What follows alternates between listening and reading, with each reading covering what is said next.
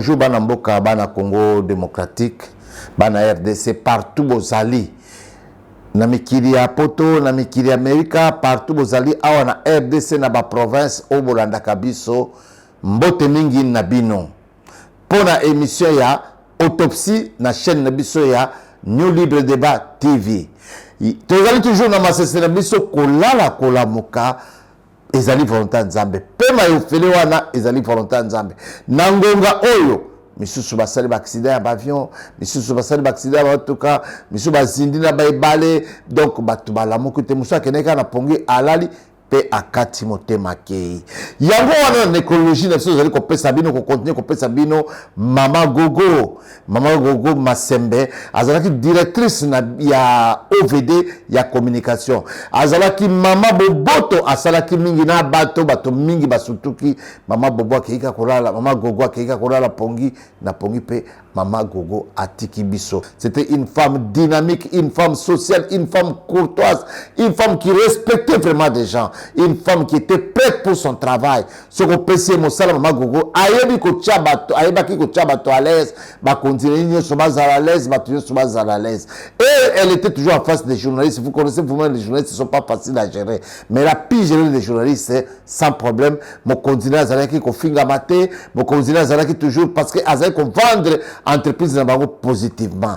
Mama gogo atiki biso mama gogo ki atiki pe bana ezali mawa pe pasi sommaire na biso boyeba tokoloba lelo makambo etali mwana mboka président de la république alansaki na cour de compte po babanda misala na bango bokoyoka bino moko na émission ningi koleka na biriri mwana mboka Félix Tshisekedi akei ko inaugurer immeuble oyo Gilles Alingete na ba équipe ne basali na fond propre misolo oyo bazwaki na ndenge ya misala zaye ko sala o Gilles ayibi Gilles aselebo Gilles atongi immeuble moko bokotala yango ya kitoko na biriri awa toyeko kende kopesa bino sango ya mboka mosusu ya mwana mboka mama Souminwa azkeneki ko représenter président na mboka Allemagne nyoso to ezali ba sommaire zo pesa bino makambitali ba arrestation na ba APJ ya parquet vis-à-vis ya population na bato mosusu pona ona to bandi mission na biso ko bisa bino pa mo konyo mboka Félix Tshisekedi akendaki na Cour des comptes ko lancer ba travaux na bango po babanda misala boyebi bino moko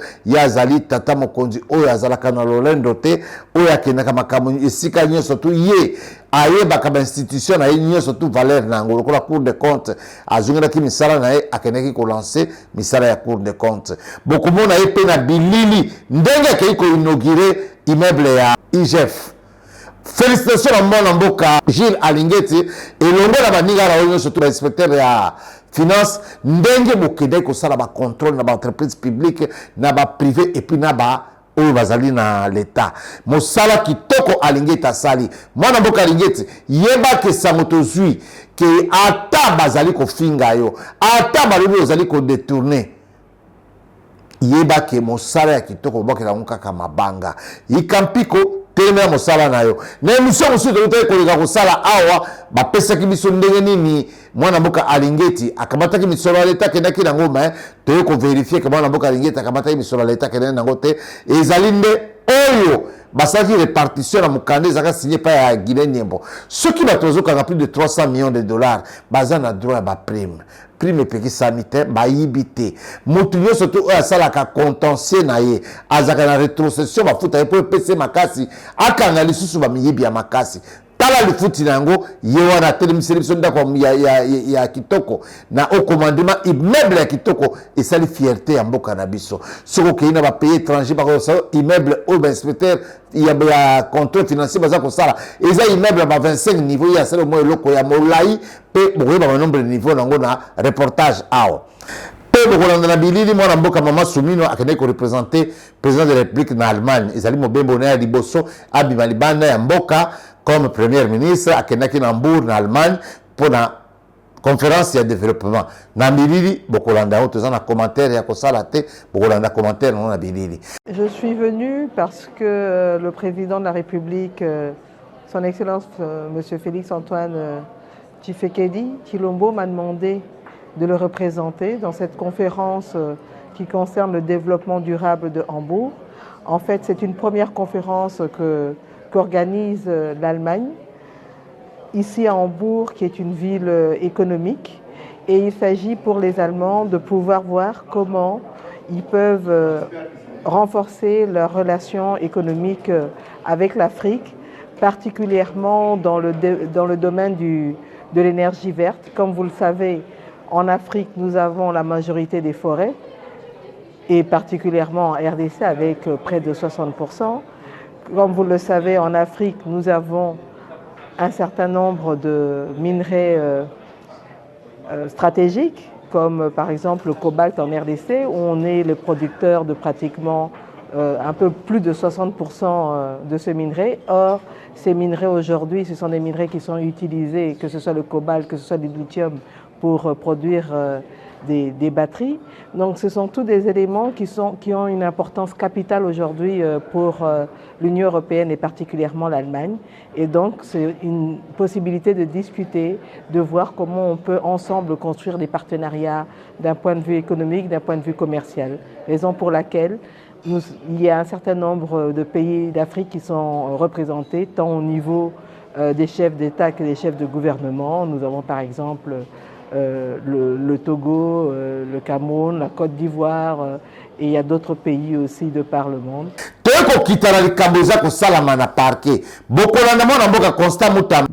Parquet général bakanga ba APJ oyo bakanga mwana mboka Marian Tumba na mwana mboka bauti kokanga Patrick Lokala. Ba comme so bakangi moto, ba filmer yo, ba humilier yo, ba beta yo, ba tiko makolongulu. Mwana mboka Patrick Lokala bomi moto te soki a dénoncé ki likamo.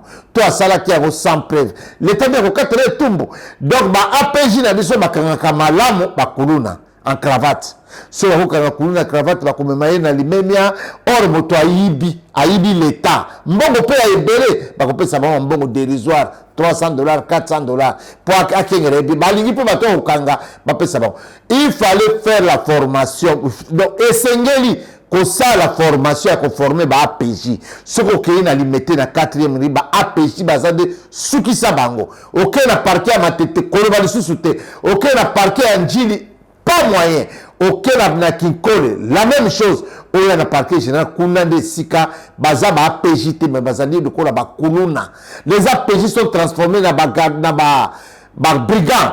On peut prendre un monsieur oyo au rabata APJ moto atangité, APJ moto azalaka ancien bandit au commissaire APJ moto non, il y a toute une formation à police judiciaire pour la kanga bato. APJ ce sont de messieurs.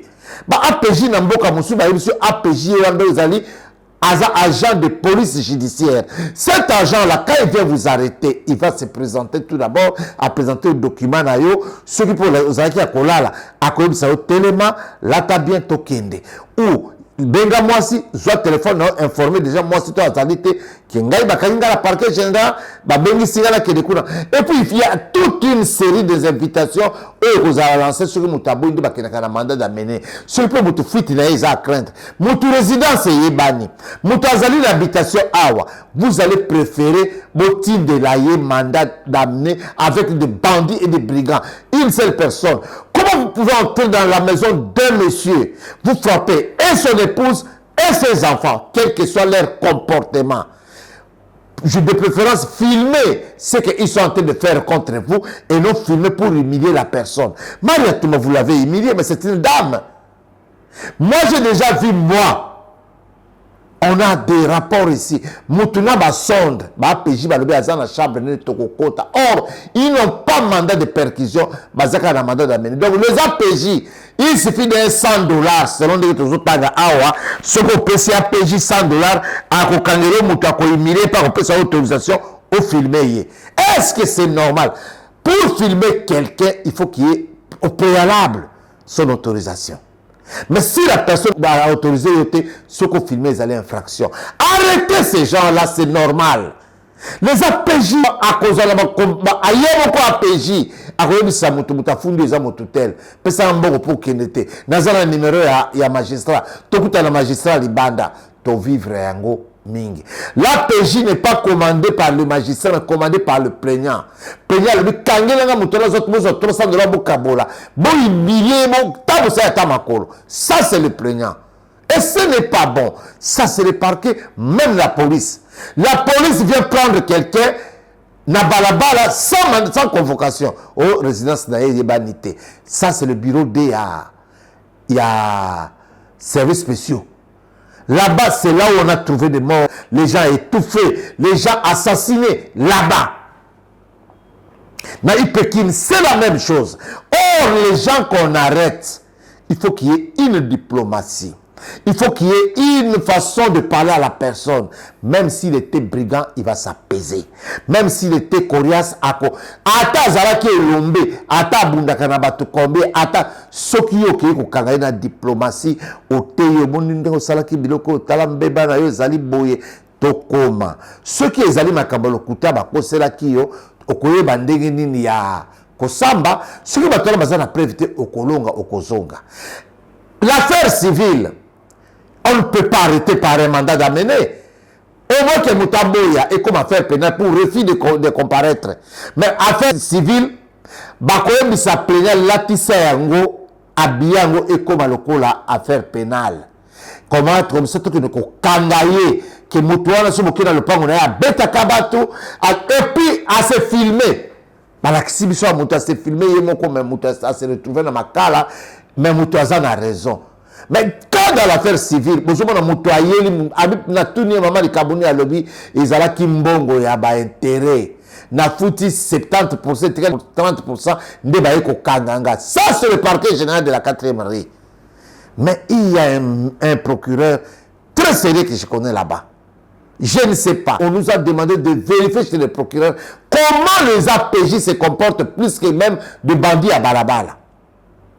Oh, Moutoukobo APJ Abiga, Corias, oh, ZBD, oh, Maître Point Carré. Est-ce qu'une personne peut avoir des noms pareils? Un APJ qui dit, Bobengaye, Cœur de Lion. Mais Cœur de Lion là, allez dans la forêt. Cœur de Lion vis-à-vis de ses frères, des êtres humains. Wana Kobo ya APJ. Et APJ, vous savez, Okuna ZBD, soit Kagio, Matata. Comment va Nixon, Yoka Komo Yamoto. Ça, c'est les APJ. J'ai vu d'autres APJ sont devenus des inspecteurs, mais ils étaient des brigands. Maintenant, comme inspecteur, est-ce qu'à Tiki Moli Monaye Wana Yamabe, as inspecteur judiciaire, mais tant que c'est APJ, mandat, le Kanga, il n'y a pas qu'il y a un APJ. À Keiko Kanga, donc Moli Moana ya qui APJ, s'ilité. Mbo on veut la saga, le Komoko, Kuta Waka Mbindo, Basoma Kabanda Koute, donc condition Mabé. Nous devons parler cette histoire. Il faut que le ministre de la Justice a réquisitionné tous les APJ. Bakot ça va en formation. Oh, baza âgé, baza dépassé, à Bengada, à Kamataba, APJ, bazali normal. Kanga Moïbi, à gouvernement, a 100 millions. Oh, baza escorté contre un véhicule climatisé. Balatisi ensemble, jean kaki, na kepi, bomba kepi, bomba longité. Donc, il va filmer. Mais Kanga, Moutouazali, défenseur à droit de l'homme, Moutouazali, le col influenceuse, Moutouazali, le col faisait d'opinion. Allez, Nikaye, parce que sa missionnaire, il y a l'honneur. Il y a l'honneur. Moïbi a l'honneur.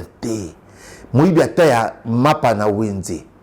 Moïbi a mikate na zando. Moibi ya babiki na wenzi, moibi ya kochaba tumaboko na poshi na bakati ya babisi, na moibi ya ibi na gouvernement. Bozaka stati moko pa ya nzambe. Bozana infraction moko miibi. Donc un moibi aka moibi. Comment il est mana baibi que papa na biso bayo kangé parce que il a volé l'argent de l'État, papa na biso azokende, mais non, moi là ça va pécher, il faut conduire papa calmement parce que papa souffre, hein. Papa nous a ngazako iba, ba il était qu'à souffrir. Abela il était qu'à ça kobera. Les voleurs sont devenus les patrons, les faiseurs d'hommes. Donc, l'État a commis donc, autorité morale. On ne peut pas devenir autorité morale. Il y a immoral, mais comme autorité morale.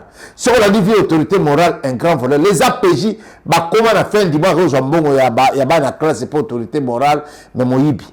Parce qu'il y a que Motowana, à notre bureau, il va informer l'APJ. Tout le monde est plainte. Je ne sais pas magistrat tel.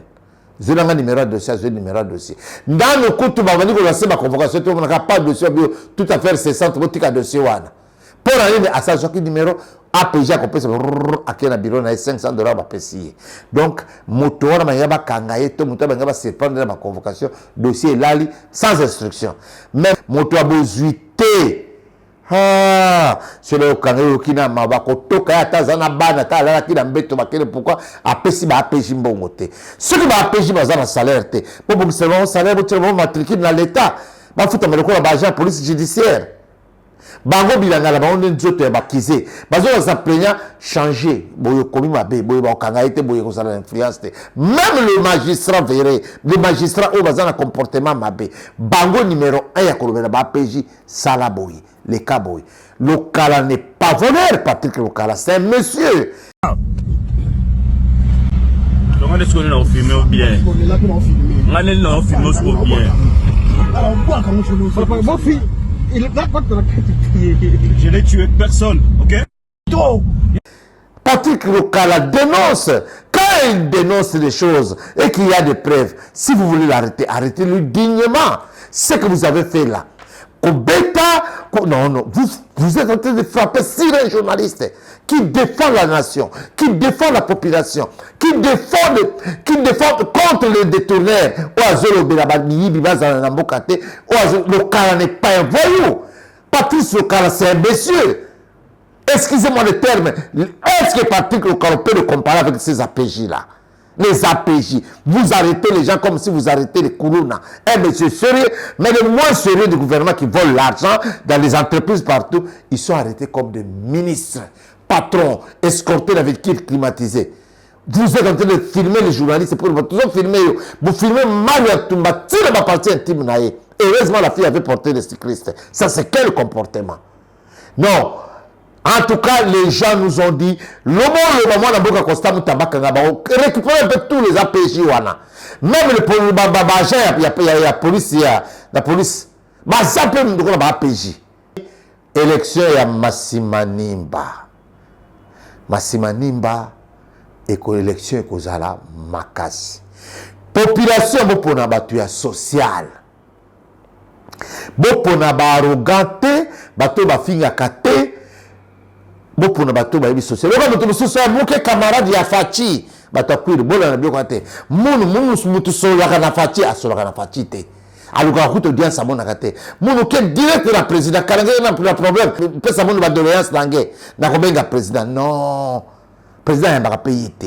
Les activistes tout na ye, nge mutu solo na président. Selem sa tabilanga kwanga, tabilanga ndunda, tabilanga ezate. Na munoko luvuno na luvuno. Mais il y a une femme toke ko tala tomoni Antoinette qui pour bobenga ke maman to. Mama za ko sala bilanga po ele sabino ya kolesa tina kichasa mobimba. Mama za ko sala bilanga po epesa bino misala epesa ce que vous oubliez wana et que vous allez ko somba biloko vous allez ko teka mon cher na kichasa vous allez bino ko somba biloko vous allez ko milela pas pesi bino misala beaucoup mona bino ko na bilili comme une femme déjà ba bino te azuwa mbongo oui akozwa mbongo batu so azuwa mbongo na kwilo wala balekie basali mais bazata na bilanga ya loso te bazata na loko moto apesa batu misala te ba pesa batu ka munoko pas ko finga yo soka sa commune na pouvoir au côté le pas on a été. Demande-lui, est-ce qu'il y a une audience? Mais c'est toi qui l'as voté. Maman Antoinette Kipolo. Azali parmi les députés Oyo Bakosali Sabino Nakuido et surtout dans Massimanimba. À Kinshasa, il a donné le travail dans ma imprimerie. À Kinshasa, il a bien géré le ministère de la formation professionnelle. On va vous envoyer des images. Botala innovation ni Antoinette qui pour la sali. Botala makamunine oya sali. Maman ta akuta na président pour le Berabino, maman zo le Berabino à travers misala au président. Pour ya zo na tata mokonzalobi vision ngezali peuple d'abord.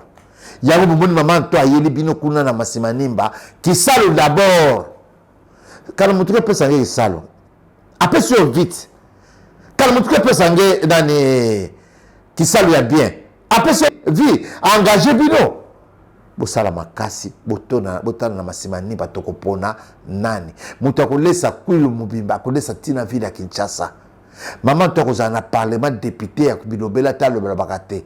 Maman to c'est une femme posée na makambo batalaka mutu na misala na ye batalaka mutu na munoko te ya kofinga bato ya kozia non bato biso ozokanisa ke so bayebisi population betke na fati les gens qui vont tricher nous allons vous dénoncer botala na bilili qu'est-ce que la femme a fait, qu'est-ce que la femme a construit, qu'est-ce que la femme a fait banda bandi kosala ba misala na ye.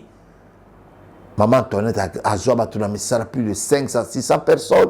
Imagine toi que tu as un misala ndengo na bana na bamba kofuta me pa na yo, bamba ko laisser me pa na yo. C'est ça maman Antoinette qui polo. Beaucoup na bino moko na émission, qu'est-ce que maman Antoinette a fait na ba campagne ya liboso na misala na ya beaucoup na ba angel na yo sala ka misala, bomo na qu'est-ce que maman Antoinette a fait. Des champs à perte de vue sur la nationale numéro 1. Ce sont les œuvres de l'UDPK, Union de développement pour la province du Kwilu, qui est une structure mise en place par la femme leader du Grand Bandundu, honorable Antoinette Kipulu Kabenga, affectueusement appelée Manto. L'UDPK se spécialise dans l'agriculture sur 2000 hectares à Kinimi, dans le territoire de Massimanimba, sur la RN1, non loin de la ville de Kikwit, en commençant avec 517 hectares où l'on procède de manière professionnelle et manuelle à semer les maïs.